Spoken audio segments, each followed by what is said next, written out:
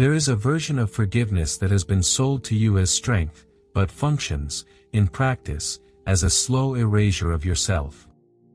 You were told that the bigger person always forgives. You were told that holding on hurts you more than it hurts them. And so you practiced it, again and again, this quiet act of swallowing your own pain and calling it virtue. But what if, in some cases, what you've been calling forgiveness is simply the most sophisticated disguise that fear has ever worn? Psychology has a name for the automatic response some people develop when they sense conflict or rejection, the fawn response. It's the impulse to appease, to smooth things over, to forgive quickly and loudly, not from a place of genuine inner peace, but from a terrified place that knows exactly what disapproval feels like.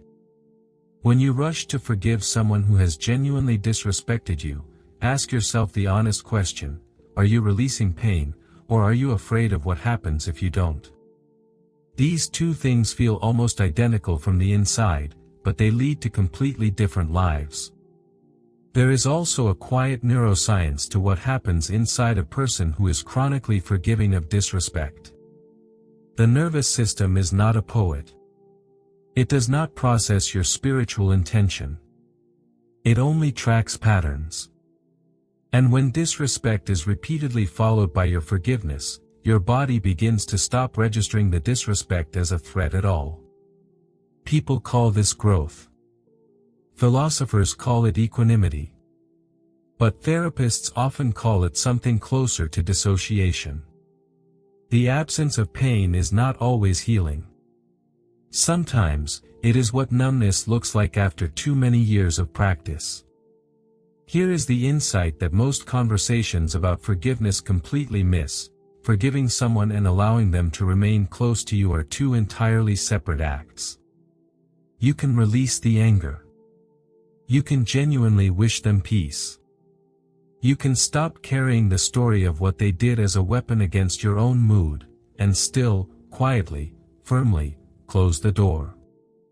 The conflation of these two things is where people get hurt most. The idea that unless you let someone back in, you haven't truly forgiven them, that is not psychology, and it is not wisdom. That is manipulation wearing the costume of philosophy. What makes repeated disrespect so dangerous is not the individual incident. Most people can survive one moment of being spoken to poorly, being dismissed, being diminished. What corrodes a person is the accumulation, and more precisely, what the accumulation teaches them to expect. Humans calibrate their sense of worth not from what they believe in theory, but from what they consistently tolerate in practice. Every time you absorb a disrespect without consequence, you are not just sending a message to the other person. You are sending a message to yourself, and that message lives in the body long after the moment has passed. And then there is the trap that no one warns you about enough: the sunk cost of relationships. The longer a person has been in your life, the more their disrespect feels impossible to address, because addressing it now feels like you are retroactively declaring all of that shared time a mistake. But this is a cognitive distortion, not a truth. The past does not change because you finally decide the present is no longer acceptable. Every single moment you choose to protect your dignity exists completely independently of how long you waited to do so. It is never too late to decide that you will no longer be someone who absorbs what they should not have to. There is a critical difference between pride and dignity that most people never examine.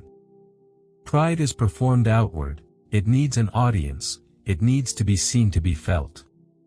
Dignity is something else entirely. It is a private, unannounced knowledge of your own worth that does not require the other person to change, apologize, or even acknowledge what they did. You can hold your dignity in complete silence. You can exercise it without anyone in the room ever knowing. And when you understand this, the idea of taking the high road stops being about swallowing your feelings. It becomes about refusing to let someone else's smallness determine the altitude at which you operate. The spiritual tradition of forgiveness has given us something genuinely precious, but it has also been weaponized in ways that almost no one is willing to say out loud. The wisdom of releasing resentment was never meant to coexist with an obligation to remain available to those who caused it. These ideas were merged, slowly, over generations, by people who found it convenient for others to be forgiving, parents who never wanted to be held accountable, systems that benefited from compliance, relationships built on one person's endless grace absorbing another person's endless carelessness. Forgiveness of the self, releasing the bitterness so it does not poison your own life, is one of the most important acts a human being can perform. But that is the forgiveness that belongs entirely to you. It requires no recipient. It demands nothing of the person who hurt you. It is entirely an act of self-liberation, not an act of restoration. This is what no one ever told you: you can be free of someone and free of your anger toward them, all at once, without ever offering them another opportunity.